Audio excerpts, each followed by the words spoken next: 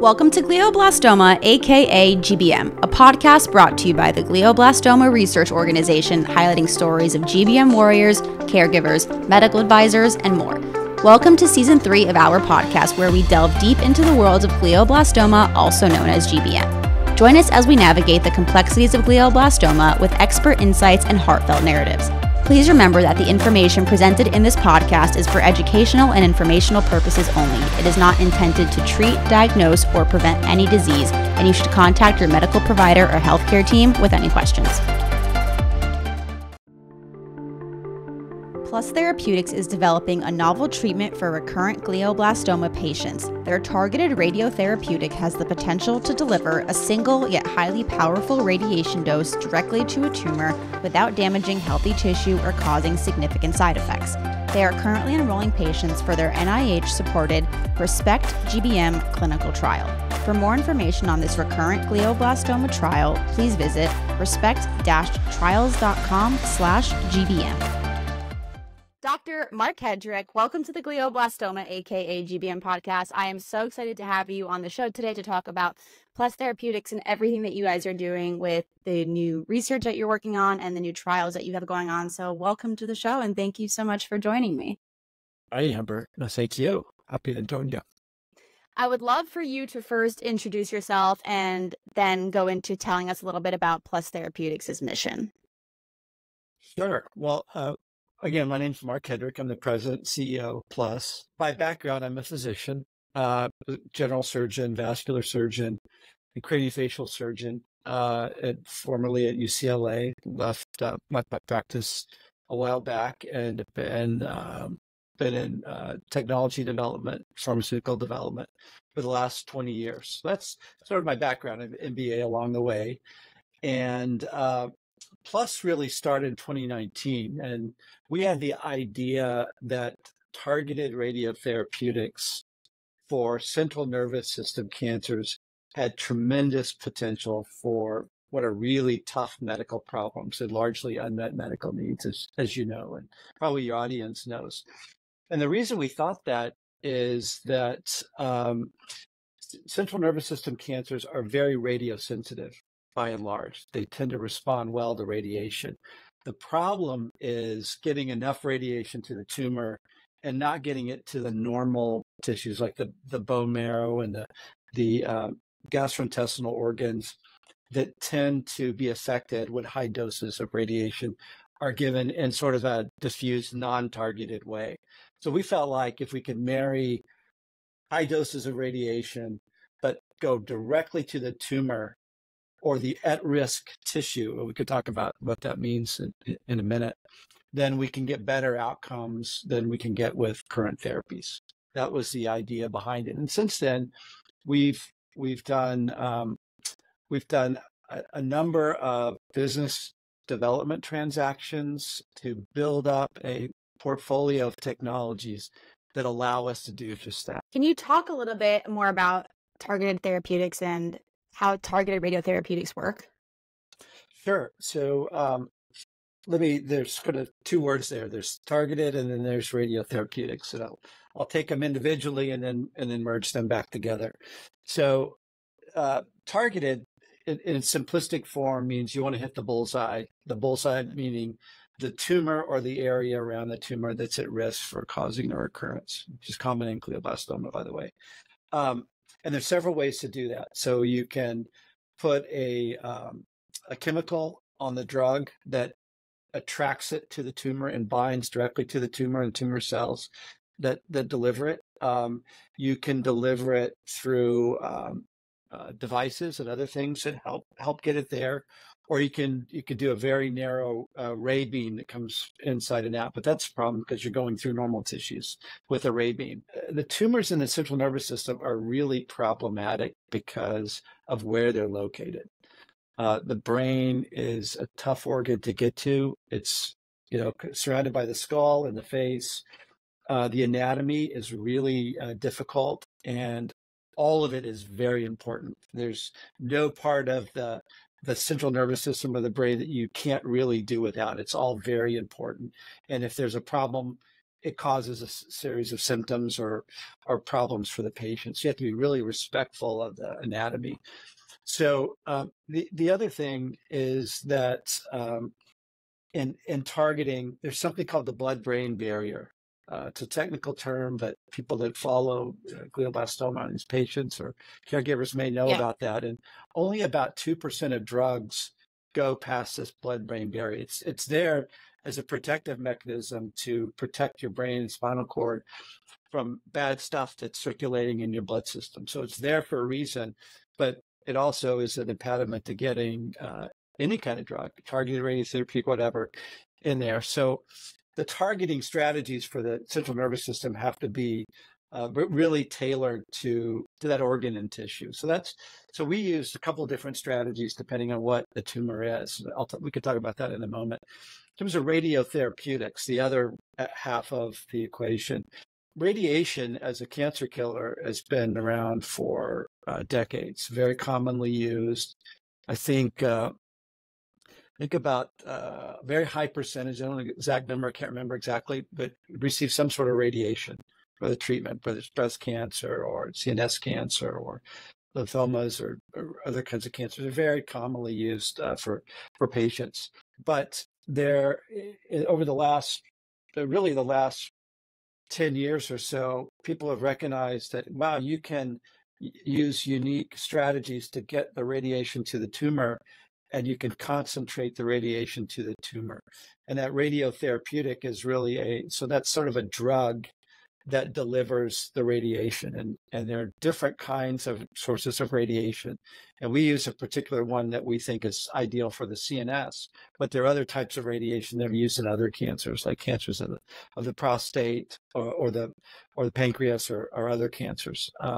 So targeted radiotherapeutics. When working to develop the drug, though, like when working to develop it, how did you, I guess my question is like, how do you decide which radiotherapy you're going to use? I mean, you said like there are different options and different types are used in different cancers. Like what makes you and your team say like, hey, this is the one that we're going to use? And how do you proceed with deciding to do that? Yeah, it's a great question. So I have to begin by crediting the academic inventors at the University of Texas, MD Anderson, that came up with some of this core technology that is now in the drug that we have in clinical trials. But we kind of looked at, and they looked at, okay, what are the unique problems with treating central nervous system cancers with radiotherapeutics, and then what sort of properties need to be in the ideal drug to treat those. And so it started with the radioisotope. That's the source of the radiation. And we use a radioisotope called rhenium-186. It's very unique, but it has the ideal physics. It's a sort of they're complicated, unique set of properties that relate to the physics of rhenium-186 that make it ideal for the central nervous system. How far the radiation goes out, it's very contained and precise. It's long enough to kill the tumor, but it's short enough not to affect other organs and tissues, which is a problem with external beam radiation that's commonly used today. It has two kinds of radiation. It has a cancer-killing radiation, but it also has an imaging radiation. And this is super important because we can know at any point in time where the drug is and how much radiation it's giving to the tumor. To think about other drugs, you don't know where your aspirin is when you take it, and you don't know if it's getting where it's supposed to go. You know, if you feel better, but you can't look at the body and tell where it is. We can tell very precisely where this is and how much of the affected part of the tumor, which is of the drug, the radiation, is getting to the tumor. So that's really important. So that's the radiation source, rhenium-186. The other thing is that how do you get it there and keep it there? One problem with radiation in patients or families of patients that have had glioblastoma that have been treated with radiation know they have to go back to the hospital, for 4 to 6 weeks, once a day, 5 days a week. So you have to get multiple fractionations of the radiation. So you get little bitty chunks of radiation over multiple days that add up to, a dose that's effective. We formulated the rhenium in lipid vesicles called nanoliposomes. So it's nanotechnology. It's formulated that when you put those nanoliposomes into the tumor or the tumor area, they stay there until all of the radiation goes to the tumor, and then they're metabolized. So it increases the time that the radiation is on the tumor. And in fact, it's in a brain cancer, it's there for several weeks. Single administration, one dose, not multiple doses over multiple weeks. It's single dose.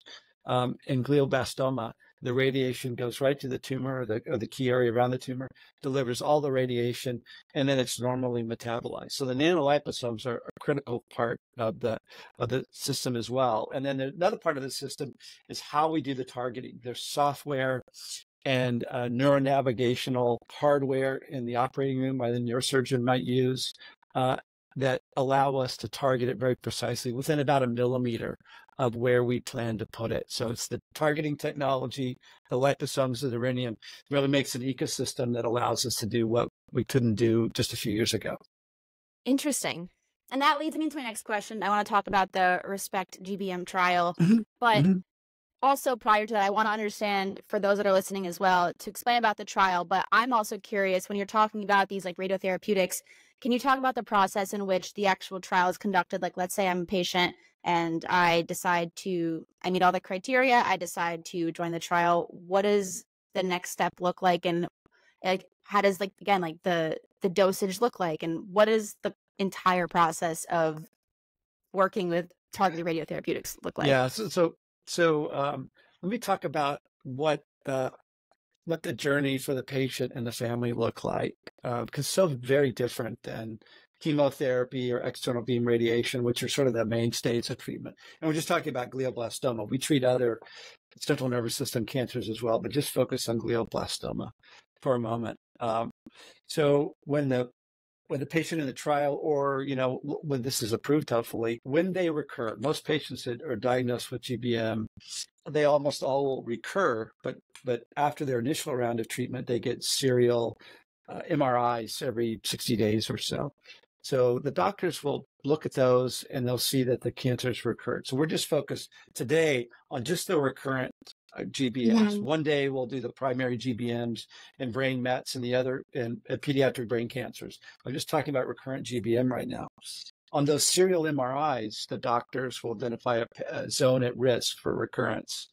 Then we get involved. The doctor says, the neurosurgeon typically will call us and say, look, this patient's coming in. I'm worried they have a recurrence. If they do have a recurrence, I would like to treat them with this product, with rhenium obisbemeda. That's the chemical name for the product. So they call us. We make the drug. The patient gets admitted to the operating room. A treatment plan has already been put together. So while we're making the drug, we work with the neurosurgeon to develop a treatment plan specific for that patient. That treatment plan is loaded digitally in the computer system in the neurosurgical OR. So the patient gets admitted, goes right to the OR. The doctor does a biopsy of that area that confirms that either the tumor's there or it's not there. If it's not there, that's good. The patient can go home. If there is a recurrence there, then the drug is available, and the doctor will put up to 5 very tiny catheters into the tumor area and sort of anchor them. So for 24 hours, the patient will have these 5 little delicate catheters coming out of the tumor area, the area around the tumor. They'll go back to their room and recover from the biopsy and the catheter placement, we've really never had a problem with that. Patients do really well, tolerate that very well. And then the next morning they go to nuclear medicine, and they lie on a table, and there's something that looks like a CAT scan on them, and they lay there for maybe 2 to 4 hours. And we actually infuse the drug through the 1 to 5 catheters, depending on the tumor. And then once the drug's infused, the catheters come out. It's not painful at all for the catheters to come out. They can do that in their room. They don't have to go back to the OR, and then they go home. That's the treatment. So it's really at least a night in the hospital, and then that's it. And then the patients are followed over time with MRIs. And then also we do something called a SPECT CT, which reads the radiation coming out of the radiation liquid that's in and around the brain. And we just monitor it to see how much radiation the tumor is getting. Is it going according to plan? And then we monitor the patient for any future recurrence. Interesting. I guess if someone's hearing this, they might say, you're getting X amount of catheters placed in the brain, and then you're getting dosage of rhenium 186, and then you go into a CT-like machine for, let's say, 2 to 4 hours. How is the risk of radiation-induced issues mitigated? So the way we mitigate it is we only put the radiation to the tumor. Okay. There's no issues with systemic toxicity. We just haven't seen that. And we haven't seen the normal part of the brain react negatively. It really is the tumor. And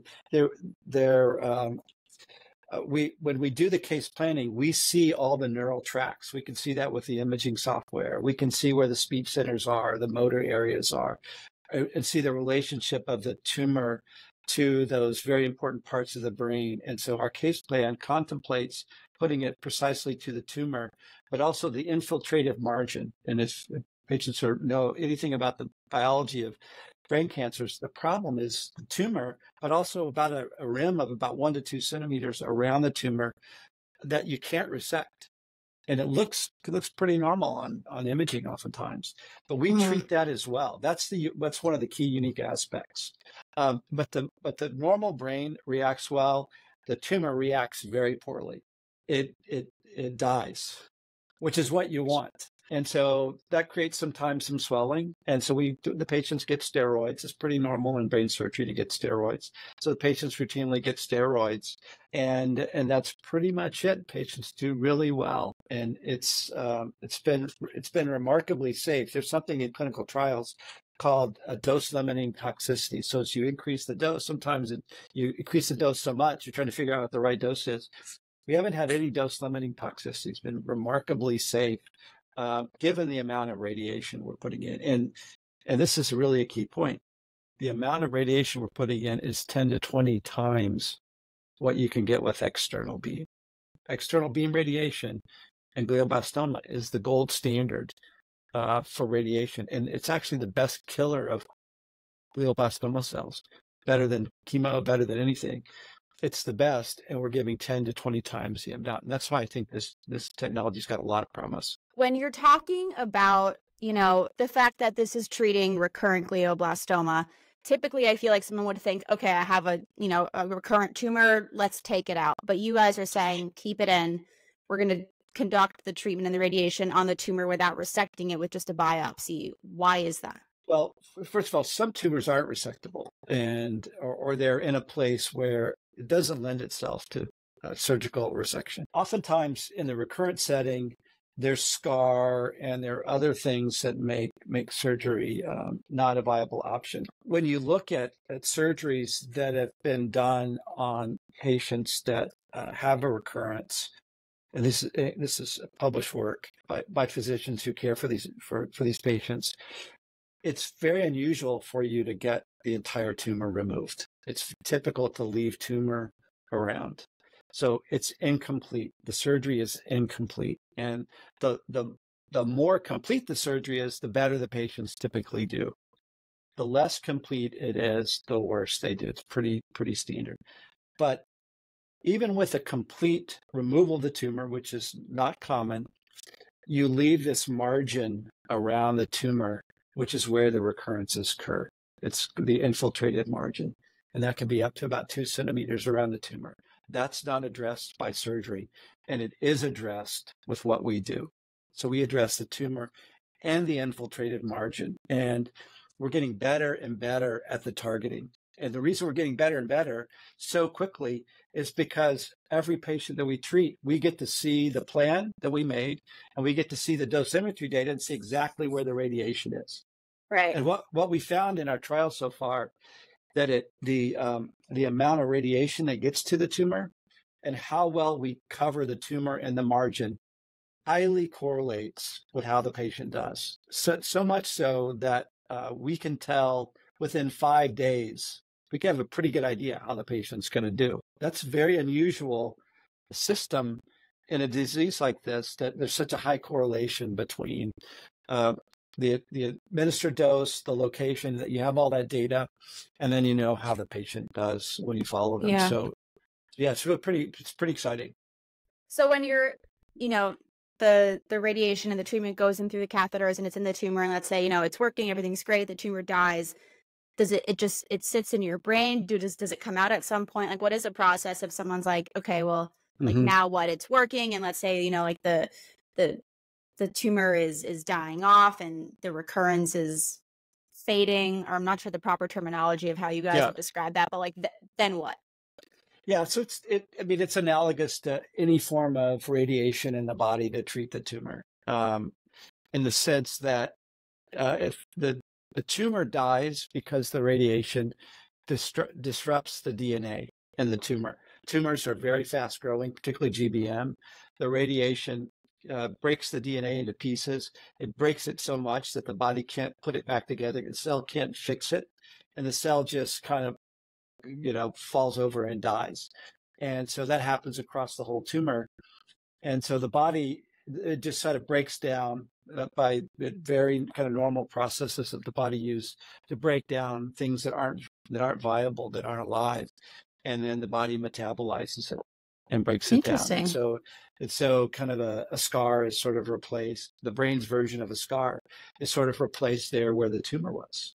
So the body just invokes natural processes to clear the tumor, but the tumor cells themselves are dead.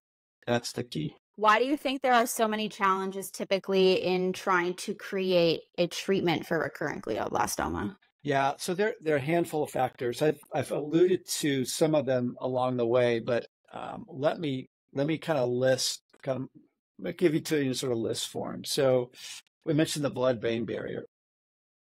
Most drugs, 90%, don't meaningfully cross the blood-brain barrier. That's a big problem right there, just in terms of drugs. That includes targeted radiotherapeutics. It just can't get past the blood-brain barrier. The anatomy of the brain is very unusual. So they have the ins and outs of how the brain is sort of structured and has different anatomic layers through them. And then it's very tough to get there sort of anatomically.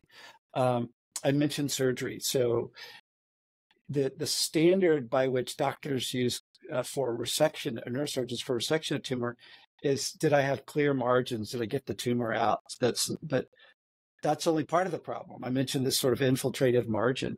You have to treat that as well. Radiation treats that, but surgery really doesn't and can't. You can't. With skin cancer, you could take a rim of normal tissue and be 100% sure really that you've removed it. Sometimes with liver cancer, discrete liver cancer or lung cancer, you could take a rim of what looks to be normal tissue. That's why you take a rim of normal tissue, to make sure you don't leave anything behind. You can't really do that in the brain. Radiation itself is limited because of the effects on normal tissue. So external beam radiation, you have to really limit how much you can give and how you give it. Which makes it a problem. So this is kind of a new way to give radiation. So it's a new way to give radiation. It's a way to take the blood-brain barrier out of the mix. It's a way to solve the issue of the infiltrative margin on GBM. And it's a way to administer very high levels of DNA damage to the tumor, but not to the normal brain. And so our technology tends to solve all of those kind of pesky problems that have been with us as we take care of glioblastoma patients. Talking about DNA damage, that's something that we've never really talked about on the podcast before. I'm just curious, can you talk more about that? Like, what does that actually look like? And when you're saying doing DNA damage to a tumor, for someone that has never heard that before, what does that actually mean? In many cases, almost all cancer therapies, their efficacy meets at the point of DNA damage. What they're trying to do is damage the DNA of particularly cells that are growing very quickly. The tumor cells, generally speaking, grow much faster than normal cells. And so when you even give a chemotherapy that's not targeted, it circulates to the body, it gets into the tumor, it also gets into the normal tissues, and it has some effect. It's called a complication or called a side effect or something. But the lion's share of the damage is to the DNA in the tumor. And when you damage its DNA, the cell can't replicate. And that's the problem with cancer cells. It's unregulated growth of cells. So if you can destroy the DNA, the cells don't grow, tumor doesn't grow, tumor dies, and then the patients do better, live longer. So radiation is a great form of treatment specifically for the fast-growing DNA. And with respect to rhenium, the isotope that we use, it sends out high-energy electrons. They're called beta particles. And it's like a bullet through a gun. And you're sending out, millions of these, hundreds of millions of these bullets. And the bullets go out in all directions. And they blast through strands of DNA in multiple places. And if they break it up so much, the body just can't repair itself and the cell dies. So it's those bullets of high energy electrons that kill the DNA. The key is to put enough of them there that you can wipe out all the tumor cells that are there. And that's why rhenium is a great isotope. And then that's why we formulate it in this way. So it puts all of the radiation there in and around the tumor, but it's not going through other places of the skull or the face or not going to the other organs and tissues. Do you know the story of how rhenium-186 was discovered? Rhenium's actually it's on the periodic table. If you look at the periodic table of elements, rhenium's kind of down towards the right at the bottom. So I think it goes back kind of to the early part of last century when it was discovered, as many of the lower level elements or atoms on it were discovered. Rhenium itself is actually about 80% of the usage of rhenium that comes out of the ground. It's a rare earth mineral. It's actually used in airplane engines and the blades, that it's very heat tolerant. We make it through we don't start with rhenium. We start with something else and turn it into rhenium. And it's actually made in a nuclear reactor. So it goes into the nuclear reactor. It gets irradiated, I think with neutrons, and then it comes out as rhenium-186. That's wild. Yeah, it's really wild. So it's not an inconsequential thing to make. It takes a lot of scripting behind the scenes for us to make sure that dose of rhenium that's encapsulated in nanoliposomes gets delivered to the hospital, when the patient needs it. But that logistics is all in place. It just takes a phone call from the doctor's perspective or the patient's perspective. Wow. But the 186 isotope has a great half-life. It lasts for 90 hours. The half-life, it decays every 90 hours. Half of it decays. And it goes about 2 millimeters, which is very precise. It's a very precise path length.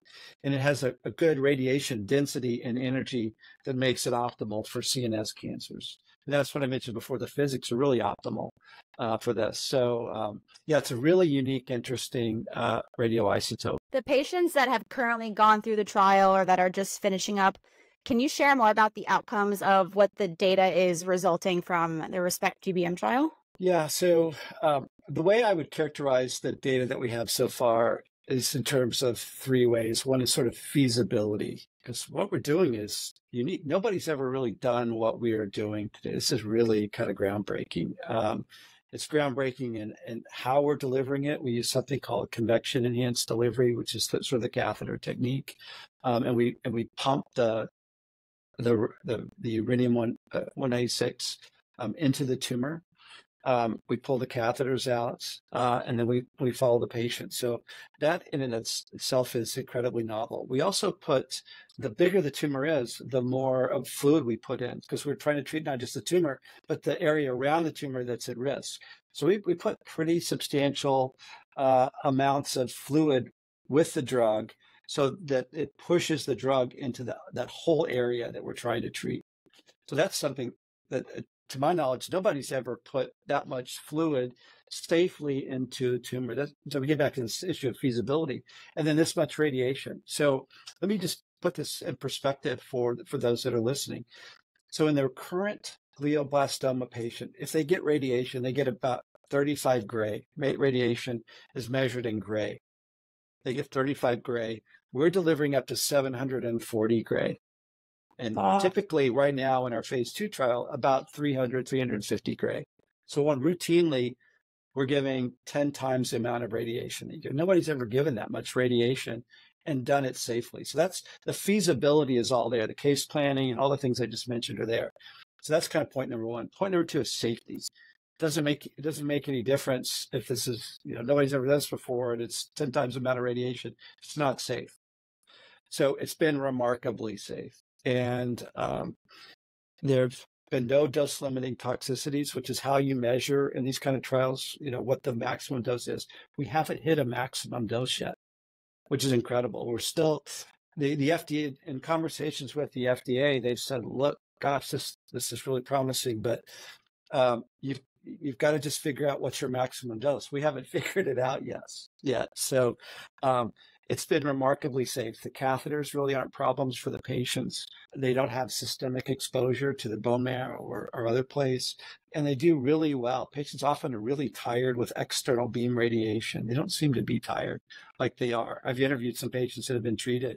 I actually ran in a 5K with one of our patients once and talked to him. Oh, wow. To the 5K, and he had radiation, prior to his recurrence, and he said it was great. It was really a much better experience than going in every day for radiation. So it's been safe, remarkably so thus far.